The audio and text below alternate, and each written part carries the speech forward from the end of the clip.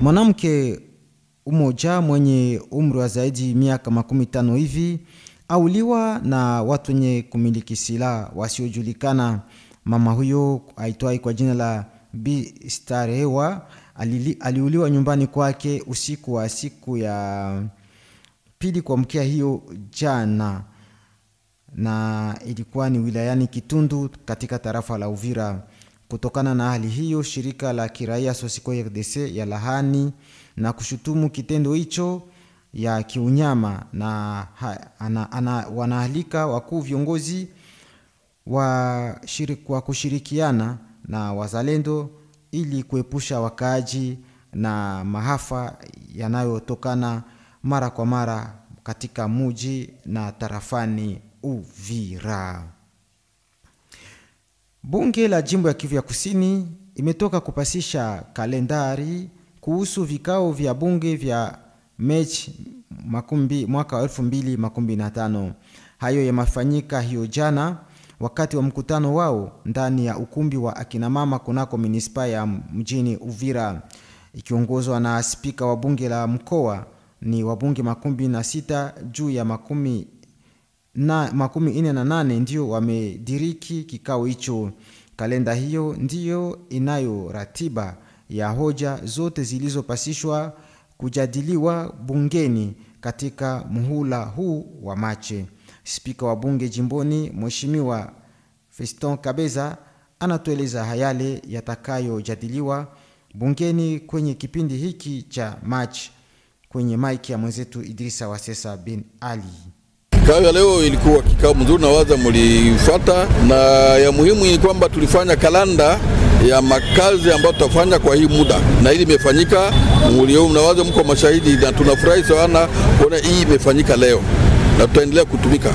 Tunaomba Mungu atupe amani sababu kazi yetu itaendelea ifanyike, sababu kazi yetu ni kuleta mashauri, kuleta uchunguzi kwa executive provincial kusudi wafanye mambo mazuri kwa ajili ya raia yetu ya Sud Kivu, ambayo kwa ajili yake tunakuwa hapa. Tulisema kati ya hii tumezungumzia leo ni kwamba tutafanya uchunguzi, naita control parlementaire, msema mbio haraka.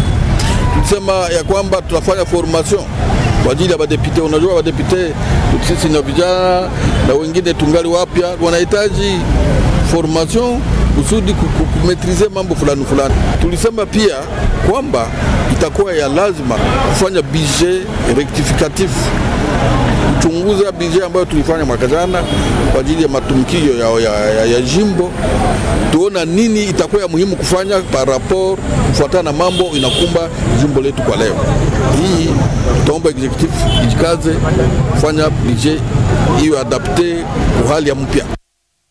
Kwa upande wake wengine hapa, mbunge jimboni Bisimwa Sinderi aliwasilisha hali ya kibinadamu ya kutisha inayowakumba wakimbizi wa vita nchini Burundi na katika mji na tarafani Uvira, pamoja na hali ngumu ya maisha inayowakabili waathirika wa mafuriko na majanga pa Uvira katika mkoa wa Kivu ya Kusini kwa ujumla. Hayo ameyazungumza wakati wa kikao habari aliyotoa katika kikao cha bunge la mkoa kilichofanyika hiyo jana. Kwake mbunge huyu wa Uvira ilikuwa fursa ya kuonyesha hali ngumu na kuikumbusha bunge la jimboni kuzingatia kwa dhati hali ya maisha ya watu wakimbizi na wahanga na waathirika mbalimbali wa mafuriko. Kwa maji ya aiza ziwa ya Tanganyika na Mare Nyangara inafanya watu wengi wakimbia makazi yao na wanajikuta barabarani, na tumeomba Assemblée plénière biro yetu isaidie kwa government yetu ili wapate solution ambayo itakuwa ni ya kuimarika ili wasaidie raia kutoka katika shida kama na hiyo.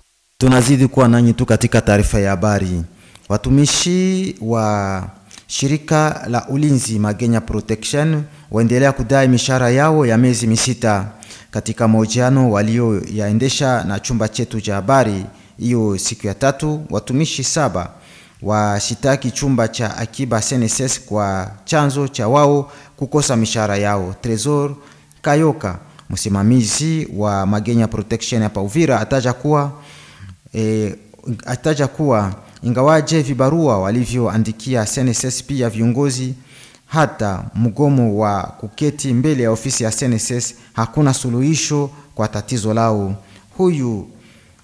Huyu aomba viongozi usika kuingilia kati ili mishahara yao iweze ikatolewa. Basi Tresor Kayoka anajieleza. Tatizo tuko nayo na shirika la SNSS Uvira, siye tunatumika mkampuni ya Magenya Protection, sa vile wazamu tunafaa ulinzi, tunachunga mali na watu ku kampuni ya SNSS. Tunatumika muda wa miezi 6, SNSS apende kulipa makuta kwa bwana wetu wa kazi Magenya Protection. Mwezi wa 11 ilipita, tunaingia mwezi wa 12, tunauliza bwana wetu wa kazi, anasema SNSS yanilipa. Mwezi wa 3 tukaandikia DG wa SNSS, wakatuambia mfungule konti, batatuma makuta. Tulifungula konti tangu mwezi wa 3 hadi leo hakuyafika hata franc moja mkonti ya Magenya kusema kama tutapata makuta. Ndio vile tulitoka sama kuku, tunafukuziwa kwa mshangazo mkubwa kwa sababu tuliomba haki yetu na kontre naisha verbalement bila ruhusa ya Kinshasa. Kwa kulipa makuta anasema hana uwezo, kwa kutufukuza analipa uwezo. Tulipojiana na mwakilishi wa SNSS hapa Uvira, hakutaja lolote kulingana na swali hilo, ila duru za karibu na shirika hilo wataja kuwa swala hilo lapashwa kujadiliwa kwa ngazi za kitaifa, kwani huko ndipo mkataba wa makubaliano imesainiwa. Muungano mitano ya jumuiya ya Emo ya Mbondo imekutana na viongozi wa makundi ya wazalendo walio kwenye shamba mbalimbali za mapambano kusini mwa mkoa wa Kivu ya Kusini Jumatatu hiyo jana. Mkutano huo umefanyika katika nia ya kupatanisha wapiganaji ili wawe na lengo moja. Mkutano ulifanyika ndani ya ukumbi wa mikutano ya MKC huko Kabindula. Walihudhuria pia watu toka tabaka mbalimbali mbele ya wajumbe wa serikali ya jimboni. Vinara wa kivita wametoa dugudugu zao ambazo zimejadiliwa na waalikwa wote na hao wameweza kukutana kuambatana na vile wametishwa na mwenyekiti wa Emo ya Mbondo hapa Uvira. Na kwa kumalizia taarifa yetu ya habari ya asubuhi ya leo, wimbo mpya Kongo Roho Yangu iliyoachiliwa kunako mtandao YouTube naye msanii JDD ni wimbo ambao utapromotiwa kwa kasi mwezi huu wa 5.